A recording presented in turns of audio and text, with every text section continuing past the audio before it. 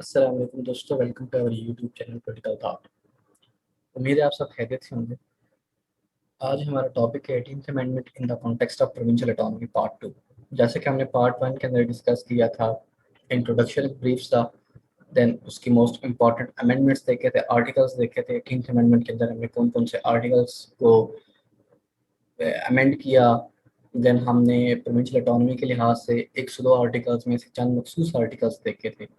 फिर हमने financial devolution of power के ऊपर बात की। तो आज हम बात करेंगे काउंसिल ऑफ कॉमन इंटरेस्ट के ऊपर, नेशनल इकोनॉमिक काउंसिल के ऊपर, हेल्थ सेक्टर का केस स्टडी देखेंगे और एजुकेशन सेक्टर का केस स्टडी देखेंगे। देन आखिर पे हम ब्रीफ चैलेंजेस देख लेंगे कि हमें कौन से चैलेंजेस दरपेश हैं 18th अमेंडमेंट के बाद। तो टॉपिक आगाज करते हैं काउंसिल ऑफ कॉमन इंटरेस्ट के साथ। काउंसिल ऑफ कॉमन इंटरेस्ट को 18th अमेंडमेंट के बाद प्रोविंशियल ऑटोनॉमी से कैसे एनहांस की गई, इसके ज़िम्मे काम लगाया गया कि इसका काम था सुपरविजन करना फेडरल रिसोर्सेज की, और डिस्प्यूट मैनेजमेंट का काम था अगर सूबे और वफाक के दरमियान कोई मसला आ जाए, पानी का, बिजली का या किसी भी किस्म के रिसोर्सेज का, तो काउंसिल ऑफ कॉमन इंटरेस्ट एक ऐसा फोरम है जहाँ पे इस मसले को हल किया जाता है। फिर इसकी कंपोजिशन ऑफ पावर के बारे में आर्टिकल 153 मजीद क्लियर किया गया, जिसके मुताबिक पीएम साहब जो होंगे इसके चेयरमैन होंगे और इसके मेंबर्स में चारों सूबों के चीफ मिनिस्टर शामिल होंगे। पीएम को इख्तियार है कि वो 3 मेंबर्स को नॉमिनेट कर सकता है फेडरल गवर्नमेंट की तरफ से टाइम टू टाइम, वो चाहे चेंज कर ले, वो चाहे अपने टेन्योर में उसे परमानेंट रखे। अब सीसीआई ने क्या करना है, एक एनुअल रिपोर्ट सबमिट करवानी है मजलिस शुरा को, जो उसका जायजा लेगी और फर्दर इसके ऊपर काम करेगी, सजेशन देना को सजेशन देगी, और अगर कोई इसमें चेंजिंग करनी हो तो चेंजिंग करेगी। आर्टिकल 154 को भी अमेंड किया गया, जिसके मुताबिक कहा गया कि जब पीएम साहब अपना ओथ ले लेंगे ऑफिस का, तो विद इन 30 डेज इस काउंसिल को बनाना जरूरी है। एक कॉन्स्टिट्यूशनल बार रख दिया गया। दूसरा कॉन्स्टिट्यूशनल बार ये था कि इसका परमानेंट सेक्रेटेरिएट होगा और इसकी मीटिंग 3 महीने में एक दफ़ा, यानी कि 90 दिन के अंदर एक दफ़ा लाजमी इसकी मीटिंग होगी। फिर पीएम साहब को इख्तियार दिया गया कि वो अर्जेंट बेसिस के ऊपर अगर बुलाना चाहे इसका इजलास तो बुला सकते हैं। 90 दिन में समझे 2 दफ़ा भी इजलास हो सकता है, 3 दफ़ा भी हो सकता है। अब इसका काम ये था कि फेडरल लेजिस्लेटिव पार्ट 2 जो है उसके ऊपर ये पॉलिसी बना सकती थी और उसको रेगुलेट कर सकती थी। दैन इसने क्या करना है, सुपरविजन करनी है उस तमाम इंस्टीट्यूशंस के ऊपर जो इसके अंदर आते हैं। आता है नेशनल इकोनॉमिक काउंसिल। आर्टिकल 156 इसको डिफाइन करता है, जिसमें 18th अमेंडमेंट के बाद इसके परफॉर्मेंस को मज़ीद एनहांस किया गया और ये सूबों की तरफ टेरिट हो गया इसका अथॉरिटी। आर्टिकल 156 के मुताबिक पीएम सब चेयरमैन होंगे, वो नॉमिनेट कर सकते हैं 4 मेंबरान को टाइम टू टाइम, और चीफ मिनिस्टर इसकी कंपोजिशन में शामिल है, और चीफ मिनिस्टर को इख्तियार दिया गया कि वह हर चीफ मिनिस्टर अपने सूबे में से एक बंदे को नॉमिनेट कर सकता है। तो ये highly treated towards the provinces थी। Total representation of the federal government को रिस्ट्रिक्ट किया गया 5 तक, और प्रोविंसेस की तादाद 8 तक होगी। जैसे हमने common council of common interest में देखा कि वफाक और सूबे की तादाद बराबर है। 4 वज़ीर आला थे, एक पीएम था और पीएम ने 3 बंदों को नॉमिनेट करना था, वो 4 हो गए। काउंसिल ऑफ कॉमन इंटरेस्ट में वफाक और सूबे जो हैं बराबरी की बुनियाद पर नुमाइंदगी को हासिल है, लेकिन नेशनल इकोनॉमिक काउंसिल में जो है इनकी तादाद बराबर नहीं है, सूबों को यहाँ पर एज हासिल है। मेजर इकोनॉमिक प्लानिंग के तमाम इशूज यहाँ पर डिस्कस होते हैं, डिसाइड होते हैं। दैन ये रिव्यू करता है ओवरऑल इकोनॉमी को, फेडरल गवर्नमेंट और प्रोविंशियल गवर्नमेंट को सजेस्ट करता है, एडवाइस देता है कि आप प्लान किस तरह के बनाएं और आपने कमर्शियल और सोशल और इकोनॉमिक पॉलिसीज को किसके तहत बनाना है। ये यानी कि कोई ब्यूरोक्रेसी बैठी होती है, वो उनको सजेस्ट करती है कि आप इस तरह का प्लान बनाएं ताकि सूबे को भी फायदा हो और वफाक को भी फायदा हो। मोस्ट प्रोग्रेसिव थिंग इस आर्टिकल में ये रखी गई कि यहाँ पे इंश्योर किया गया कि डेवलपमेंट जो होगी वो रीजनल एक्टिविटी की बेस के ऊपर होगी, कि जहाँ पर जो डेवलपमेंट ज़रूरत होगी वहाँ पर वो लाजमी की जाएगी। आज अब हम केस स्टडी देखेंगे, हेल्थ सेक्टर का केस स्टडी देखते हैं। यहाँ पर 18th अमेंडमेंट के बाद कौन सी इम्प्रूवमेंट्स हुई, कौन से क्लैशेस बने, और फ्यूचर में क्या ये बेहतर है या हमें इसको रिव्यू करना चाहिए। 18th अमेंडमेंट के बाद क्या बस सूबों और वफाक के दरमियान बहुत से मसाइल खड़े हो, क्योंकि एक ट्रांजिशनल पीरियड सेट नहीं किया गया कि पावर को बतदरीज में डिवॉल्व किया गया। एट वंस जब डिवॉल्व आप करते हैं तो मसाइल खड़े होते हैं। जो लीडरशिप का रोल था फेडरल निभा रहा था 2010 से पहले, वो ख़त्म हो गया। अब हर सूबे की अपनी पॉलिसी थी, अपने लिहाज से वो हेल्थ केयर को चला रहा था। रिसोर्सेज पूरे नहीं थे, इसलिए कंफ्लिक्ट क्रिएट्स हुए। देन फेडरल एंटिटीज जो थी सूबों के पास थी वफाक की, उनके ऊपर कंट्रोल का इशू बना रहा कि वफाक क्लेम करता था कि ये हमें चलाना चाहिए, सूबा क्लेम करता था कि 18th अमेंडमेंट के बाद ये हमारे पास आ गए हैं, तो अब हमारा इख्तियार बनता है कि हम इनको मैनेज करें। ये चीज़ें ट्रांजिशनल पीरियड अगर रहता तो बेहतर तरीके से इसको कॉप अप किया जा सकता था। फिर कुछ इरेगुलेटरीज भी देखी गई प्रोविंशियल लेवल के ऊपर, क्योंकि सेंट्रलाइजेशन ऑफ पावर जो थी वफाक के पास, सब सूबों के पास पावर डिवॉल्व हुई, तो सूबों ने आगे निचले लेवल तक इसको डिवॉल्व नहीं किया और डिस्ट्रिक्ट लेवल के ऊपर जो इश्यूज थे उसको एड्रेस नहीं किया गया। ये बड़ी वजह बनी टेंशन की और हेल्थ सेक्टर में डेवलपमेंट ना होने की। इसके बाद सूबों के पास एक तो ना तो इनके पास कोई स्कूल थे ऐसे मेडिकल जहाँ पर प्रॉपर तरीके से ट्रेनिंग, कोई लैक ऑफ फैसिलिटीज जो थी, देन नर्सेस पूरी नहीं थी, डॉक्टर्स पूरे नहीं थे। ये तमाम इश्यूज थे जो हेल्थ सेक्टर को नेगेटिव की तरफ इसकी डेवलपमेंट को लेके। रेवेन्यू डिस्ट्रीब्यूशन का मसला बना रहा। Last time national health policy 2001 में बनाई गई, जिसके ऊपर पार्शियल इम्प्लीमेंटेशन होगी। 2010 में से पॉलिसी को रिव्यू किया गया, लेकिन इसको मुकम्मल तौर पे फॉलो नहीं किया गया। फिर 2016 में एक नई पॉलिसी बनाएगी नेशनल हेल्थ विजन के नाम से। नेशनल हेल्थ पॉलिसी की जो अब्सेंस है उसकी वजह से भी कई मामला खराब हो गए। कोविड-19 का आप सिनेरियो देखें, हर सूबा इसको अपने लिहाज से डील कर रहा है। वो कि फेडरल हुकूमत एक लीडिंग रोल किरदार अदा कर रही है, लेकिन सिंध को आप देख लें, वो एक और तरीके से इसको डील कर रहा है, पंजाब और तरीके से डील कर रहा है, क्योंकि एक अपना प्रोसेस है। क्योंकि हेल्थ सेक्टर डिवॉल्व हो गया, तो अगर वफाक लीडिंग रोल प्ले करता भी है तो फिर सूबों को साथ लाजमी चलना चाहिए, लेकिन सूबे नहीं चल रहे। इस पुअर परफॉर्मेंस की वजह से क्या हुआ, हेल्थ सेक्टर की ऑनरशिप का मसला बना रहा। एक हाल ही में सुप्रीम कोर्ट के डिसीजन के मुताबिक हेल्थ सेक्टर की जो परफॉर्मेंस थी वो बैड होने की वजह से सुप्रीम कोर्ट ने लाहौर और कराची के कुछ अस्पतालों को फेडरल हुकूमत के मातहत कर दिया और अपने ऑर्डर में लिखा कि ये मिस इंटरप्रिटेशन की वजह से 18th अमेंडमेंट की ये अस्पताल दे दिए गए थे सूबों को, लेकिन वफाक को इख्तियार है कि उनको चलाए भी और उनको मैनेज भी करे।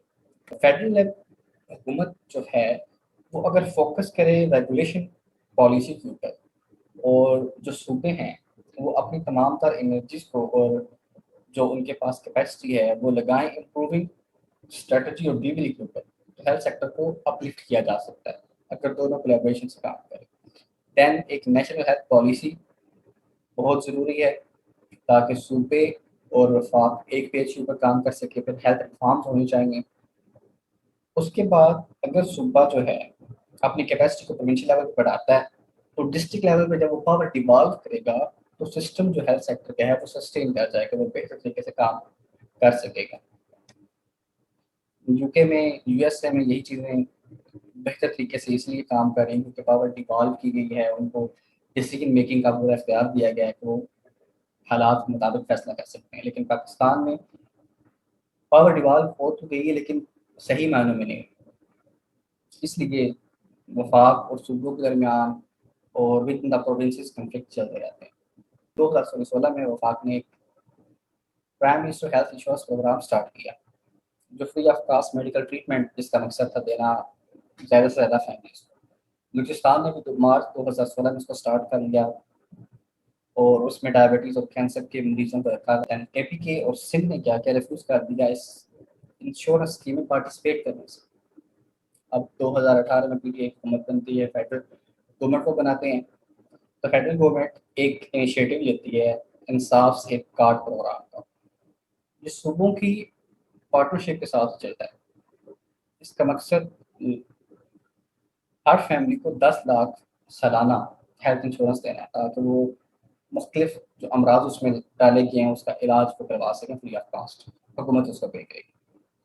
केपीके और पंजाब ने तो इस प्रोजेक्ट के ऊपर काम स्टार्ट कर दिया, लेकिन सिंध हुकूमत रिलेक्टेंट है पार्टिसिपेट करने की। वहाब ने कुछ दिन पहले एसएम सिंध के, उन्होंने कहा कि Sindh government does not believe in the health card. वो कहते हैं कि हमें इन कार्डों के ऊपर कोई एतबार नहीं है, हम लोगों को खुद फैसिलिटेट करेंगे और उनका अपना मैकेनिज्म प्रोसेस है, क्योंकि 18th अमेंडमेंट के बाद हेल्थ सेक्टर जो उनके पास सूबों के पास चला गया। तो वफाक को इख्तियार नहीं कि ऐसी कोई स्कीम जारी करे या सूबों को इसके अंदर शामिल करने के लिए प्रेशराइज करे। फिर 5 अप्रैल को बिलावल भुट्टो जरदारी साहब ने एक स्कीम अनाउंस की, बेनज़ीर मजदूर card for the Sindh labourers. Sindh के जो मजदूर हैं उनके लिए कार्ड, हेल्थ इंश्योरेंस का कार्ड जारी किया गया ताकि उनको मेडिकल की बेहतर फैसिलिटी दी जा सके। दूसरा हमारा केस स्टडी था एजुकेशन सेक्टर का। सो लेट्स सी कि एजुकेशन सेक्टर के ऊपर किस तरह के असरात 18 अमेंडमेंट ने डाले। 18th अमेंडमेंट ने दो डिस्टिंक्टिव चेंजेस किए। एक ये कि आर्टिकल 25 ए में इंश्योर किया कि right to education every children is from 5 to 16 years, 16 साल की जो उसकी एजुकेशन है वो कंपल्सरी करा दी गई। सेकंड ये था कि कंकरेंट लिस्ट जब अबॉलिश हुई तो 4 चीज़ें, करिकुलम, सिलेबस, प्लानिंग और पॉलिसी ऑफ रिगार्डिंग एजुकेशन वो फेडरेशन से लेकर सूबों को दे दी। अब सूबे इसको अपनी लिहाज से, अपने जो इंस्ट्रक्शन के मुताबिक हर सूबा अपने लिहाज से इसको तय कर सकता है। देन जब कंकरेंट लिस्ट अबॉलिश की गई, फेडरल हुकूमत के पास जितने भी एजुकेशनल इंस्टीट्यूशंस थे वो जब प्रोविंस के पास गए तो उसके ऊपर ड्रास्टिक इफेक्ट आया। सूबों के पास वो कैपेबिलिटीज नहीं थी, सूबों के जो पास अमला था उसके पास वो ट्रेनिंग नहीं थी, उसको बेहतर तरीके से हैंडल नहीं कर सके। फिर हमारे पास आ जाता है कि 18th अमेंडमेंट के बाद क्या हुआ, एजुकेशन पॉलिसी और करिकुलम डिसाइड करने का जो प्रोसेस था वो सूबों को तो दे दिया गया, लेकिन स्टिल अभी भी कंफ्लिक्ट है उस वफाक और सूबों के दरमियान कि हमारे पास कौन से इख्तियार आए हैं, और वफाक कहता है कि हमारे पास अभी भी कुछ इख्तियार बाकी हैं। क्योंकि आप देख रहे हैं कि फेडरल लेवल के ऊपर भी एजुकेशन मिनिस्टर काम कर रहा है और प्रोविंसेस में भी हर प्रोविंस ने अपने प्रोविंशियल लेवल के ऊपर भी एजुकेशन मिनिस्टर काम कर रहे हैं जो पॉलिसी फार्मुलेट करता है। पार्लियामेंटेरियंस यानी कि नेशनल असेंबली और सेनेट के मेंबरान ने इस बात का इजहार किया कि सिलेबस और करिकुलम जो आपने दे दिया है सूबों को, इससे डिसइंटीग्रेशन ज़्यादा क्रिएट होगी कोहेजन की बजाय। यानी कि हर सूबा अपने लिहाज से अगर उसको डिफाइन करेगा सिलेबस को और करिकुलम को, हो सकता है वो डिसइंटीग्रेशन की तरफ ले जाए। तो ये नेशनल हार्मनी के खिलाफ है। फिर जो इसके ऊपर लेजिस्लेशन हुई है वो भी हाफ हाफ का होगा। सूबों की कैपेसिटी को बढ़ाना और उनके रिस्पॉन्सिबिलिटीज के मुताबिक उनको उनसे इंश्योर करवाना कि वो इतने रिसोर्सेज जनरेट करें, अभी ये काम होना बाकी है अमेंडमेंट के बाद। देन जैसे हमने ऊपर बात की कि स्टिल कन्फ्लिक्ट है कि हमारे पास कौन से एजुकेशन के एस्पेक्ट के पावर्स डिवॉल्व हो चुकी, कौन सी नहीं हुई। हाल ही में जो फेडरल गवर्नमेंट ने नेशनल सिंगल नेशनल करिकुलम आगाज़ किया है ताकि इंश्योर किया जा सके कि पाकिस्तान में तमाम बच्चे जो हैं एक ही स्टूडेंट का सिलेबस पढ़ सकें और एक नेशनल कोहेजन क्रिएट की जा सके। लेकिन क्या है, क्योंकि एजुकेशन सेक्टर 18th अमेंडमेंट के बाद सूबों के पास चला गया तो सूबों के इसके ऊपर तहफ़्फ़ुज़ात हैं कि वफाकी हुकूमत कैसे ये इनिशिएटिव ले सकती है। गवर्नमेंट ऑफ पंजाब तो इसको इम्प्लीमेंट करने जा रही है बहुत सारे किस्में, लेकिन सूबा सिंध जो है वो कहता है कि it's an attack on the provincial autonomy. सूबाई जो खुद मुख्तारी है इसके ऊपर ये एक अटैक कर रहा है वफाक, तो उनके नज़दीक ये चीज़ें ठीक नहीं है। तो अब हम देखते हैं कि हमें 18th अमेंडमेंट के बाद कौन कौन से चैलेंजेस का सामना है। सबसे पहला हमें जो चैलेंज दरपेश है वो पोलिटिकल विल है। 18th अमेंडमेंट को हमने इन्फोर्स कर दिया है फ्रांस से, लेकिन सूबे इसलिए इसको अपनाने के लिए तैयार नहीं है क्योंकि वो रिसोर्सेज का बहाना बनाते हैं कि हमारे पास रिसोर्सेज कम है, हम इसको बेहतर तरीके से मैनेज नहीं कर पा रहे। वफाक कहता है कि हम आपको मैनेज क्यों करके दें क्योंकि हमने तो डिवॉल्व कर दिए। देन ऑपरेशनल मैकेनिज्म नहीं है, अगर कहीं पे लैक ऑफ एक्सपर्टीज और कोई मसला बन रहा है तो हम किस तरह उसको मैनेज करेंगे। 18th अमेंडमेंट में इस चीज़ को एड्रेस ही नहीं की। पाकिस्तान एक हेटेरोजेनियस सोसाइटी का सोशल कल्चरल डाइवर्सिटी इतनी ज़्यादा है कि अगर हर सूबा अपने लिहाज से हेल्थ सेक्टर को, खासतौर पर एजुकेशन सेक्टर को मैनेज करेगा तो जैसे पार्लियामेंटेरियंस ने सच्चे का इजहार किया कि वो इस इंटीग्रेशन की तरफ ले जाएगा चीज़ों को, बजाय इसके कि वो एक हार्मनी क्रिएट करेगा इन द कंट्री। देन हमारे पास क्या है, linkage between the federation and provinces बहुत वीक है, यानी कि कन्फ्लिक्ट इतने ज़्यादा है वफाक और सूबों के दरमियान, कभी रिसोर्सेज के ऊपर आ जाते हैं, कभी इख्तियारात के ऊपर आ जाते हैं, तो ये टेंशन की वजह बन रहा है 18th अमेंडमेंट के बाद। 18th अमेंडमेंट 2010 में या 2021 आ चुका है, तो इतने सालों के दरमियान उसको रिव्यू नहीं किया गया। अगर आप चीज़ों को रिव्यू नहीं करते तो स्टैग्नेंट सिस्टम नहीं चल सकता। तो पॉलिटिकल विल ना होने की वजह से उसको रिव्यू नहीं किया जा रहा। अगर ये रिव्यू हो जाएगा तो बेहतर तरीके से काम सूबे और वफाक कर सकते हैं। लैक ऑफ एक्सपर्टीज है।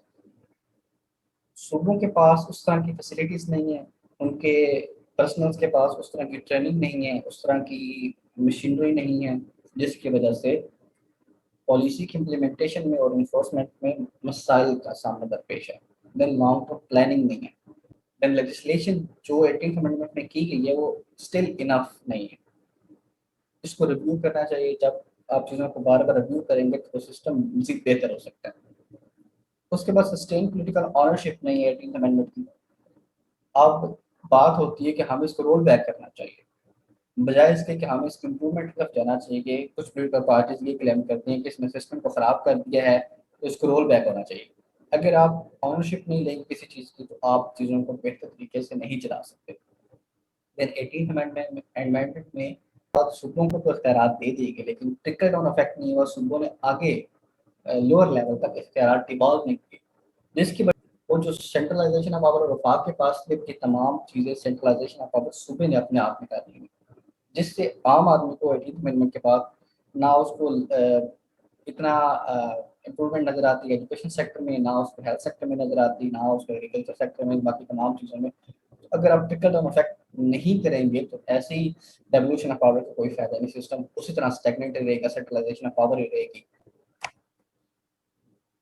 सो गाइस, ये हमारा टॉपिक था 18th amendment in the context of provincial autonomy part 2।